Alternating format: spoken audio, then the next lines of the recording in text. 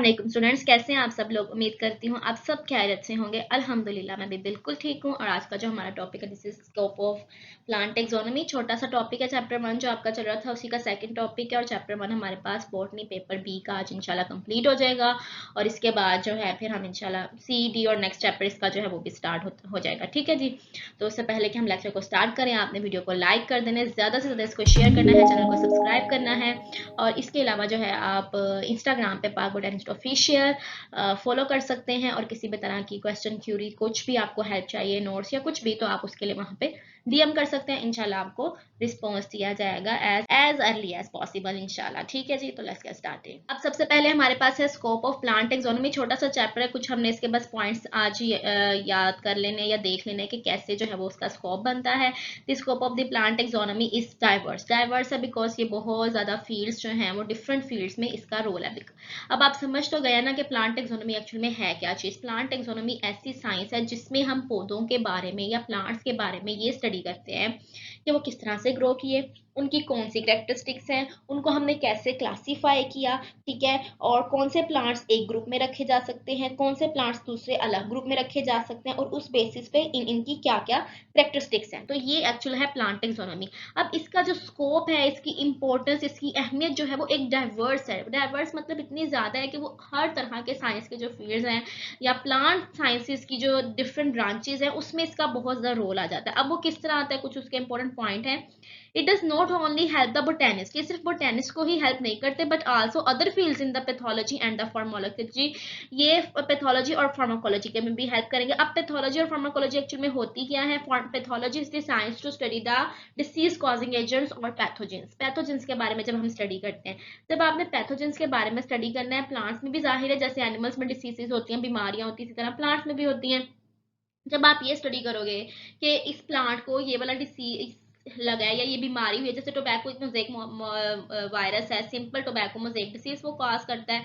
तो जब हम इसको स्टडी करेंगे कि ये टोबैको मोज़ेक वायरस है, इसने टोबैको के प्लांट को मतलब उसको बीमारी लगाई है, उसने डिसीज कॉज किया, तो फिर आप टोबैको की पूरी क्लासिफिकेशन को स्टडी करोगे, आपको पता होगा उसमें कौन कौन सी कैरेक्टरिस्टिक्स हैं, और उसी से हम ये भी सोचेंगे कि इससे मिलते जुलते जो प्लांट्स हैं उनके अंदर भी ये बीमारी लग सकती है या आ सकती है। ठीक है, तो ये इस तरह की जो साइंस होगी वो फिर प्लांट पैथोलॉजी जिसको हम कहेंगे, उसमें भी जो टेक्सोनॉमी है उसका रोल आएगा। Pharmacology is the study of the pharmaceuticals. और इसके अलावा ये कि इसमें जो एल्जी है, एक्चुअल में एल्जी और फंजाई, माइकोलॉजी होती है फंजाई की स्टडी और फार्माकोलॉजी एल्जी के।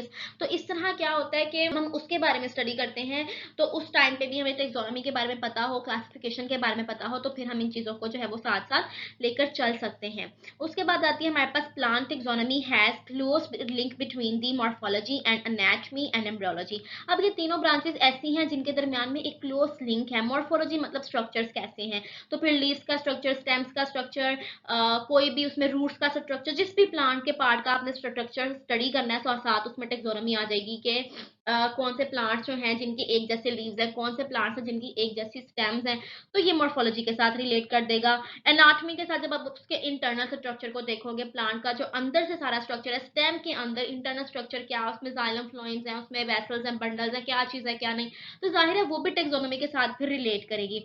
एम्ब्रियोलॉजी मींस के प्लांट के जो एम्ब्रियो की प्रोडक्शन से लेकर सीड का जब से बनता है, फर्टिलाइजेशन होती है, जायगोट बनता है, सीड बनता है, सीड की जर्मिनेशन होती है, उसके अंदर एम्ब्रियो होता है, उसकी जो पूरी साइंस आपने स्टडी करनी है, it is embryology.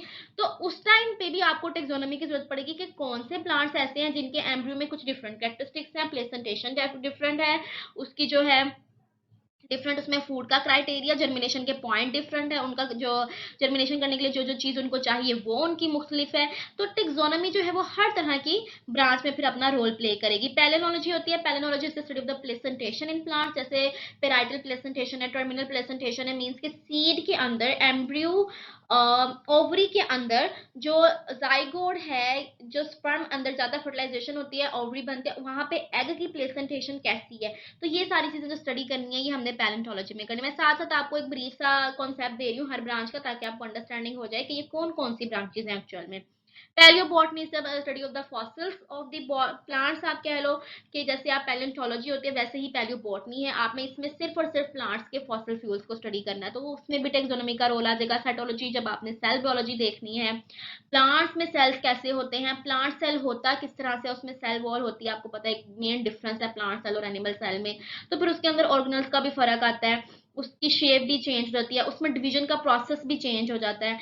Evolutionary evolution में आपने देखनी है, एवोल्यूशनरी जेनेटिक्स भी देखनी है कि कौन से प्लांट्स की एवोल्यूशन किस तरह से हुई है। जियोग्राफी आपने जरूर देखनी है कि कौन से प्लांट्स किस पोजीशन पे प्रेजेंट है, कौन से अर्थ के पार्ट में प्रेजेंट है, ड्राई एनवायरनमेंट में है, ट्रॉपिकल में है, टेम्परेट इन्वायरमेंट्स में है, किस किस जगह पे, रॉकी एरिया में, एरिड में है, मॉइस्चर वाले एरिया में। तो ये सब जियोग्राफी है ना। तो फिर जब टेक्सोनोमी आपको पता होगी, प्लांट्स के डिवीजन क्लासिफिकेशन का पता होगा, तो फिर वो जियोग्राफी में भी उसका एक रोल होगा। ठीक है।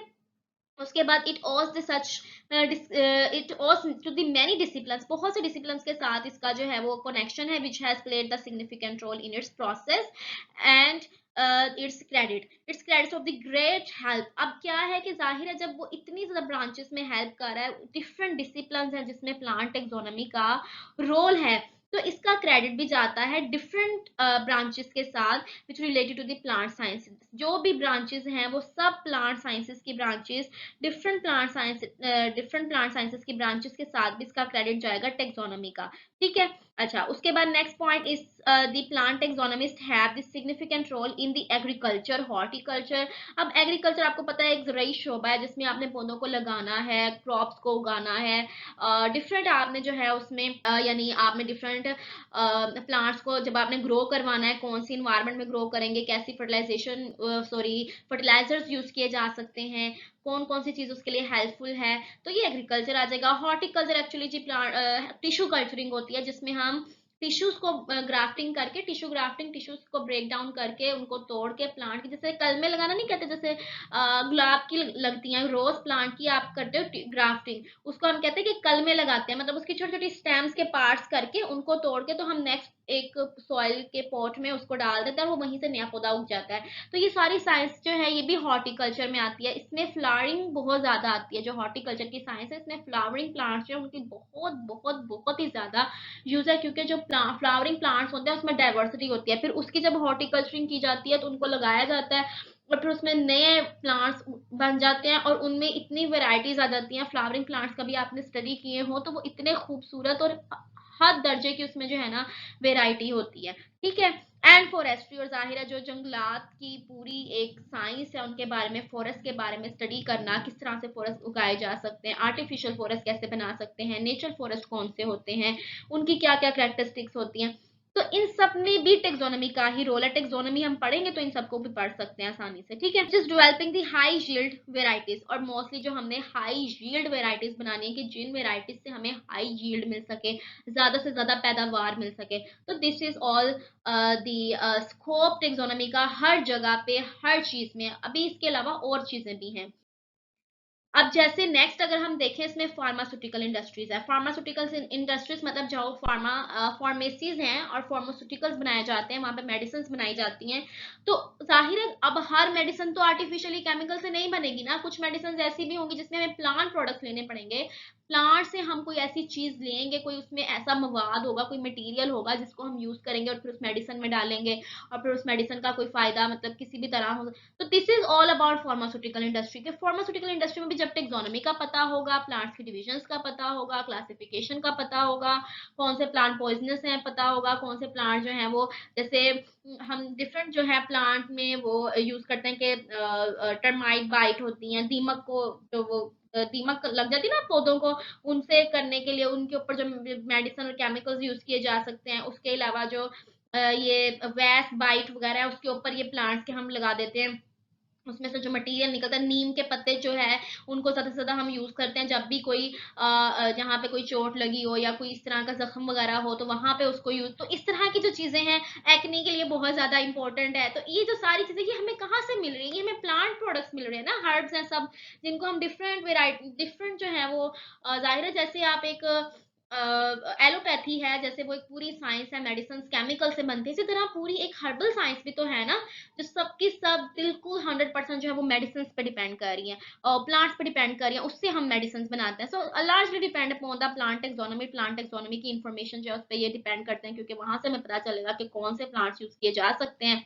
फिर इंटरेस्ट ऑफ चॉइस, यानी जो सा भी पौधा उन्होंने यूज करना है, जो से भी उसको केमिकल बनाने की जरूरत पड़ेगी, उसके लिए फिर वो सोच सकते हैं कि हम कौन से प्लांट्स का यहाँ पे जो है मतलब यूज कर सकते हैं, और उससे हमें ऐसा केमिकल मिल जाएगा जिससे हम जो है फायदा उठा सकते हैं। उसके बाद क्या है, many other industries that use the plant products use करती हैं, प्लांट को यूज करती हैं, या डिफरेंट प्लांट के प्रोडक्ट्स को यूज करते हैं टू यूज दैम मटेरियल, यानी इनका जो भी मटेरियल जैसे लग्जेटिव्स वगैरह यूज किए जाते हैं, ठीक है, और required the basic data for by data derived by the plant taxonomist उसको डाटा प्रोवाइड करेंगे, तो वो उधर से मटेरियल ले सकते हैं, लग्जेटिव ले सकते हैं, लुक्रेटिव ले सकते हैं, तो डिफरेंट केमिकल जो है वो उधर से लिए जा सकते हैं। जैसे और इसके अलावा ये गम के जो प्रोडक्ट्स हैं, जो गूंद निकलती है पौधों में से, प्लांट में से, जिसको हम गूंद कहते हैं और इंग्लिश में गम कहते हैं, उसमें से जो गम निकलती है प्लांट्स में से, वो बहुत ज्यादा इंपॉर्टेंट उसका जो है वो उसकी एप्लीकेशन है पूरी ह्यूमन लाइफ में। तो इस तरह की चीजें यूज की जाती हैं। Ecologist must be basic knowledge of the plant taxonomy. Ecologist के पास प्लांट टेक्सोनॉमी की नॉलेज का होना बहुत जरूरी है। क्यों? क्योंकि इकोलॉजी का क्या होता है, actually study of the environment. तो आप जब इन्वायरमेंट की स्टडी कर रहे हो, इकोसिस्टम को स्टडी कर रहे हो, तो उस टाइम पे जाहिर है इकोसिस्टम में लिविंग प्रोडक्ट्स भी हैं, प्लांट्स भी हैं, एनिमल्स भी हैं, non living, air, water, temperature, light, सब चीजें हैं, ठीक है।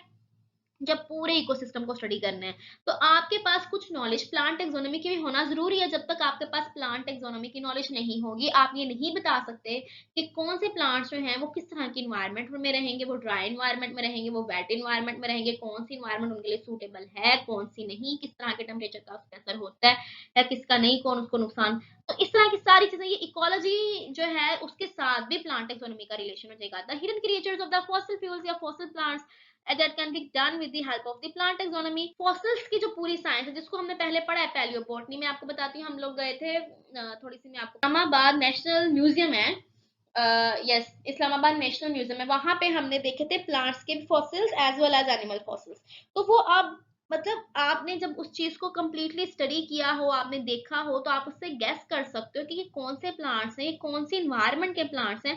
तो जब आप फॉसिल्स को स्टडी करते हो, इसके अलावा जब मास्टर्स लेवल पे हमारा प्रैक्टिकल वर्क था पैलियोबॉटनी का, हमने पूरा एक सब्जेक्ट जो है वो आई थिंक 2 या 3 क्रेडिट आवर्स का पढ़ा था, तो उसमें हमने फॉसिल्स देखे थे। वाजिया तौर पे हमने रॉक्स के छोटे छोटे पीस थे, और उसके ऊपर जो है वो पूरी उसकी क्रेविंग हुई हुई थी, एक पूरे जो लीफ होता है, लीफ का पूरा उसके ऊपर स्केच बना हुआ था। और वो स्केच आपको पता है क्यों बनता है? वो इसीलिए बनता है, जब प्लांट फोसिलाइज कर जाते हैं, बॉडी उसके ऊपर पूरा स्क्रैच हो जाता है और उसके फुल एक ड्राइंग बन जाती है। तो it was the study of the fossils. तो वो प्लांट्स की फॉसिल्स की स्टडीज थी कि किस तरह से प्लांट के भी डिफरेंट पार्ट्स को आप फॉसिलाइज फॉर्म में रख भी सकते हो, देख भी सकते हो, और फिर वो कहाँ से आएगी? टेक्सोनॉमी से आपको पता चलेगा, जाहिर है। फिर जब आपने फॉसिल्स को स्टडी करना है, तो it is also a great deal with the taxonomy। The scope of the plant taxonomy has greatly expanded to the account of our better knowledge and understanding of the plant wealth। जो हमारे पास एक दौलत है पौधों की, plants की पूरी एक वेल्थ है, जैसे एनिमल्स हैं वैसे ही प्लांट्स हैं। तो with the help of the geography, with the help of geographic information systems and the remote systems. अब ये जो रिमोट सेंसिंग और जियोग्राफिक सिस्टम्स हैं, ये बहुत इंपॉर्टेंट साइंस है। It deals with the account of your knowledge with the location of the plants, कि कौन से प्लांट्स किस जगह पे मौजूद है। तो पूरा जियोग्राफिक इंफॉर्मेशन सिस्टम यूज किया जाता है, उसके अलावा रिमोट सेंसिंग की जाती है। इवन मैं यहाँ पे प्रेजेंट हूँ, तो मैं किसी और एरिया में सेंस कर सकती हूँ कि वो प्लांट्स वहां पे ग्रो कर सकते हैं या नहीं, या फिर वो प्लांट्स वहां पे हैं, या फिर आप किसी डेजर्ट एरिया में या एरिड एरिया में जाओ, तो वहां पे आप आइडेंटिफिकेशन कर सकते हो कि यहाँ पे इस प्लांट की ग्रोथ हो सकती है, या आप ये सोच सकते हो कि हो सकता है यहाँ पे इस टाइप का प्लांट जो है वो हो। फिर आप उसको सर्च करते हो या ढूंढने की कोशिश करते हो, और फिर आपको वहां पे उसके फॉसिल्स मिल सकते हैं, कोई स्टेम के पार्ट, कोई लीव्स के पार्ट, इस तरह की डिफरेंट चीजें जो है वहां पे आपको मिल जाएंगी, और इस तरह आप उसको भी स्टडी कर सकते हो, ठीक है। उसके अलावा हमारे पास लास्ट पे आता है इंटरनेट का रोल, जो एक मोस्ट इंपॉर्टेंट, क्योंकि इलेक्ट्रॉनिक विजन आ चुकी है अब आपकी स्टडी में, आप मतलब हर चीज में। तो अब जब ये सब प्लांट टेक्सोनॉमी और इंटरनेट जब इतनी इस जगह पे भी आ जाए, तो जो इंटरनेट की नॉलेज है वो बहुत ज्यादा हेल्प करती है इन चीजों में। जैसे development of the internet sites, sites बना दी गई, वेबसाइट्स, आप डिफरेंट वेबसाइट्स पे जाके आसानी से इंफॉर्मेशन ले सकते हो कि कौन से प्लांट्स को किस टाइम पे स्टडी किया, किस साइंटिस्ट ने स्टडी किया, उसने उसको कैसे स्टडी किया, उसकी फिजियोलॉजी पे उसने काम किया, मॉर्फोलॉजी पे काम किया। डिफरेंट जर्नल्स आपको मिल जाते हैं, बुक्स मिल जाती हैं, ठीक है। और इस not last from last few years, अब तो ये इससे भी थोड़ा सा और ज्यादा पुराना काम हो चुका है इंटरनेट का जो सारा वर्क है, ठीक है। Brought to the plant systematics, ये plant systematics to the become the dominant components of the plant sciences, इसकी वजह से, इंटरनेट की वजह से एक ये डोमिनेंट कंपोनेंट बन चुका है प्लांट साइंसेस में, जो प्लांट टेक्सोनोमी है वो, ठीक है। तो internet has prove to be useful for the locating the plant, जब आपने प्लांट्स को लोकेट करना है, उसको ढूंढने की कोशिश करनी है, for the taxonomist, garden, herbaria, आप टेक्सोनोमिस्ट ढूंढ सकते हो ऑनलाइन इंटरनेट पे कि कौन सा टेक्सोनोमिस्ट कहाँ पे काम कर रहे हैं। गार्डन्स को ना इंटरनेशनल बोटेनिकल गार्डन है यूके में, it's a quite big garden, और वो रॉयल गार्डन है एक्चुअल में। वहां पे जो हर्बेरिया है वो दुनिया का सबसे ज्यादा बड़ा हर्बेरिया है, मींस के वहां पे जो कलेक्शन है प्लांट्स की वो सबसे ज्यादा इंटरनेशनली जो है वो एक कह लें उसका एक लेवल है, ठीक है। I wish I could visit that, ठीक है।